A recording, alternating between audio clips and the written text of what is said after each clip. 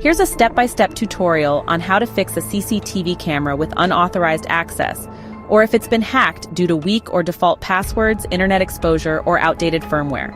Step-by-step fix for unauthorized access or hacked CCTV camera. 1. Disconnect the camera from the internet immediately. Why? To stop the hacker's access and prevent further damage. How? Unplug the Ethernet cable or disable the Wi-Fi. If connected to a DVR or NVR, disconnect it from the network too. 2. Perform a factory reset on the camera. Why? Removes any backdoors or rogue configurations. How? Locate the reset button, usually a pinhole. Hold for 10 to 15 seconds until LED indicators blink or restart. Check the user manual for specific instructions. 3. Set a strong, unique password. Why? Default or weak passwords are easily hacked. How? Use at least 12 characters, letters, numbers, and symbols. Avoid using the camera brand name, admin, or simple combinations. Example, S3 Cure CCTV, 2025-4. Prevent internet exposure. Why? Cameras exposed to the open internet are vulnerable. How? Disable UPnP on your router. Avoid port forwarding unless using secure access. Use a VPN to access your CCTV remotely instead of exposing ports. 5. Enable or configure the firewall. Why? A firewall blocks unauthorized inbound connections. How? Enable the firewall on your router. Create rules to block unknown IPs or suspicious activity. If supported, isolate the camera on a VLAN or guest network.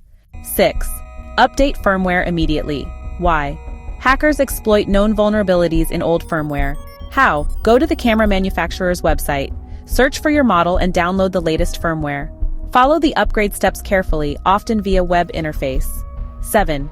Change default ports. Why? Default ports like 80 or 554 are easily scanned and targeted. How? Access your camera settings via browser or app.